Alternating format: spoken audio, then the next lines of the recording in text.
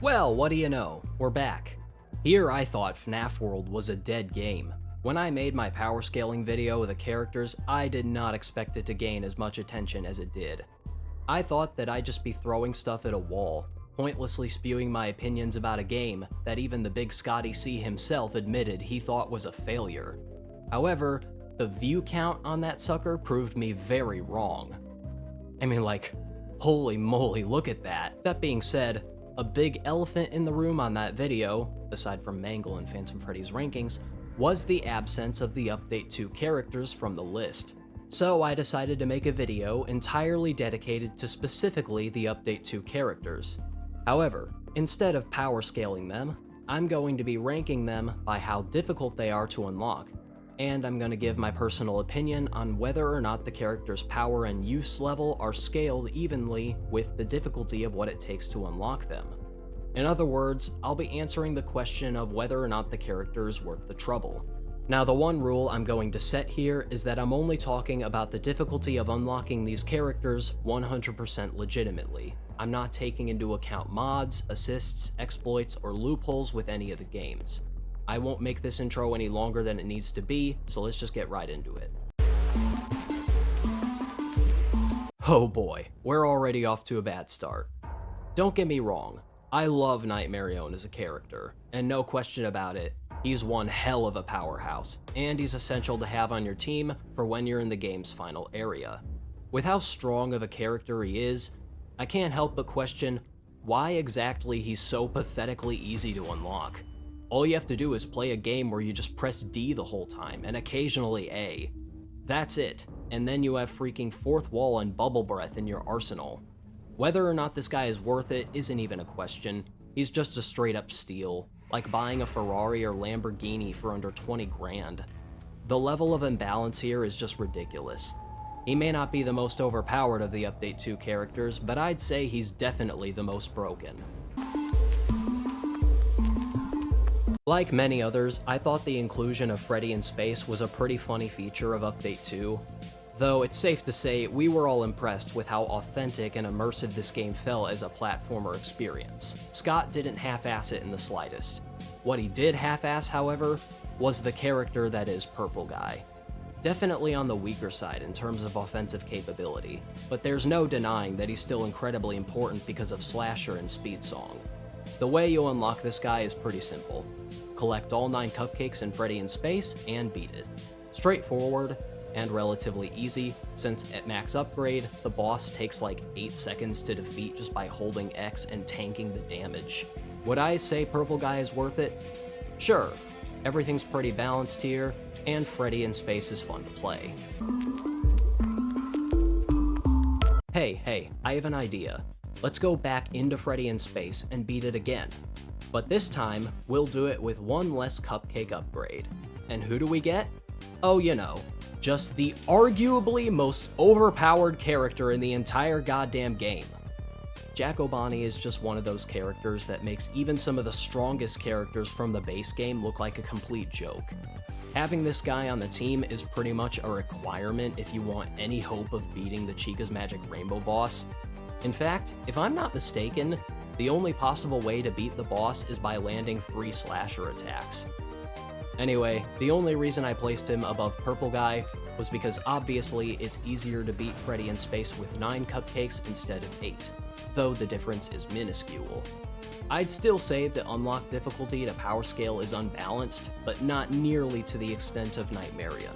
At least Freddy in Space poses some form of challenge. While Jack O'Bonney is still pretty easy to unlock, it doesn't feel like a complete steal. Overall, more than worth it.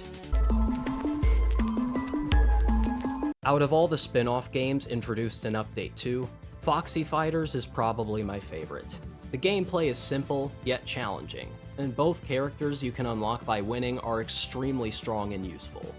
Back to back with her Halloween Update brother is Jacko Chica. To unlock her, you have to beat Foxy Fighters with a rank of B or lower. Now on paper, that sounds incredibly easy, since all you have to do is make it to the end in one piece. However, Foxy Fighters is not at all a forgiving game, and once you get to the Soul Dozer boss, there's little room for error.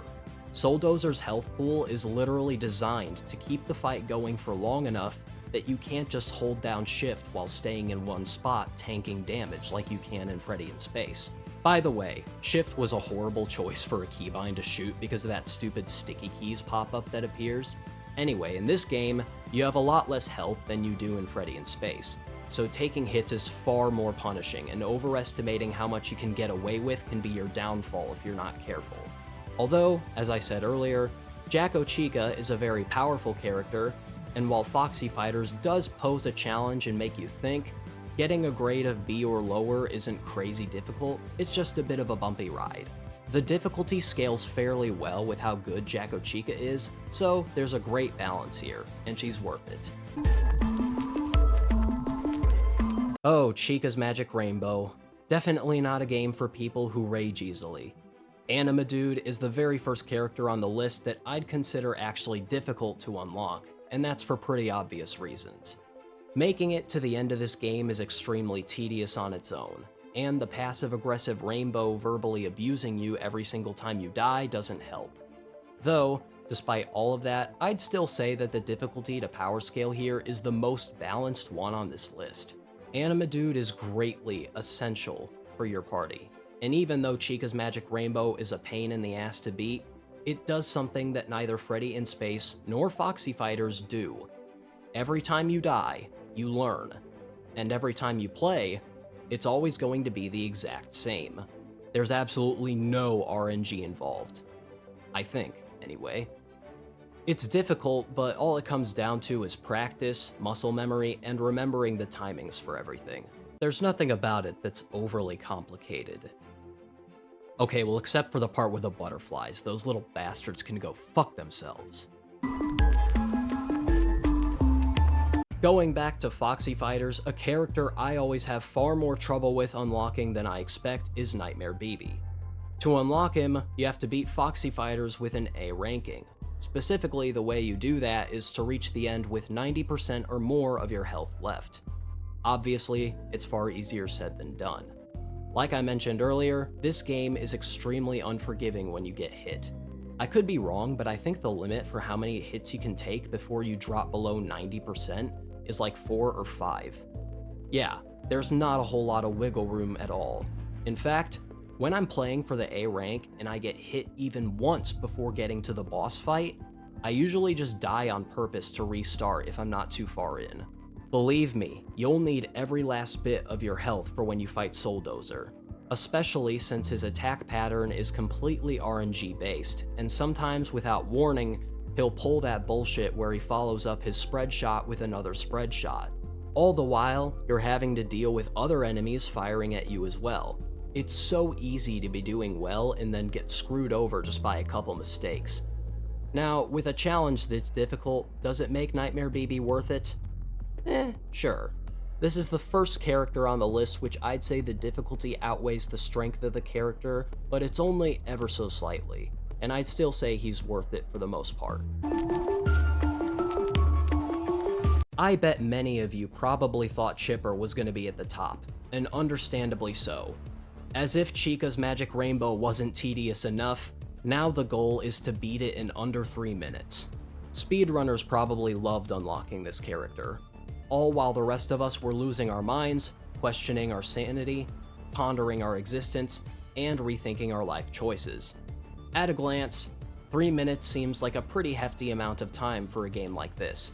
But when you're stuck standing still waiting for those goddamn butterflies to give you an opening like a freight train at a railroad crossing, you'll take one glance at the timer and start to question if time is fast forwarding. The challenge is tough enough on its own, and being on the clock amplifies that difficulty times yes. Surely, upon overcoming this challenge, you'd unlock a character that's godly, right? Nope. Chipper's not bad, but he just seems pretty filler to me. I don't know if I would call him the weakest Update 2 character, since that's a pretty debatable topic. However, I am going to say that the scale of difficulty to power is way off, and in my honest opinion, Chipper is not worth it. Throughout my soon-to-be 21 years on this earth, I've done quite a few difficult things in my life that were tedious. painful and emotionally distressing. Unlocking Coffee is for sure within my top 10. Of all the Update 2 characters, Coffee is the one I dread attempting to unlock the most. Beating Freddy in space without any cupcake upgrades is a burden I wish upon absolutely no one. If you want Coffee, then you better be good at spamming. Yes, I know it can be made easier just by having an auto-clicking software to spam X for you, but that's an outside assist, and I'll reiterate that I'm only ranking these based on the difficulty of unlocking them legitimately. But auto-spammer or not, keeping as much health as possible up until the boss battle is agony, even more so than in Foxy Fighters.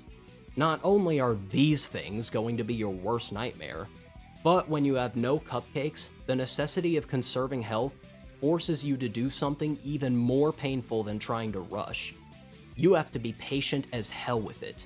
When trying to unlock Coffee, you'll learn pretty quick that YOLOing it and trying to reach the boss as soon as possible is a one-way ticket to another game over screen.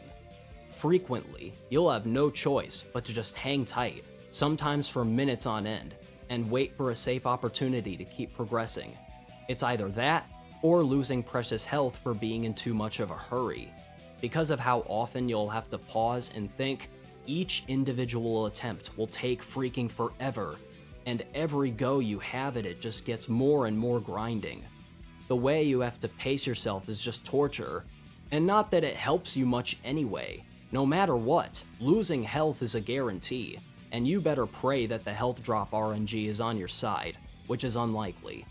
That being said, does the difficulty balance out to the character? No, absolutely not. Coffee is not worth the amount of brain cells and sanity lost from trying to unlock him. What really sucks is that unlike Chipper, Coffee is the complete opposite of an option.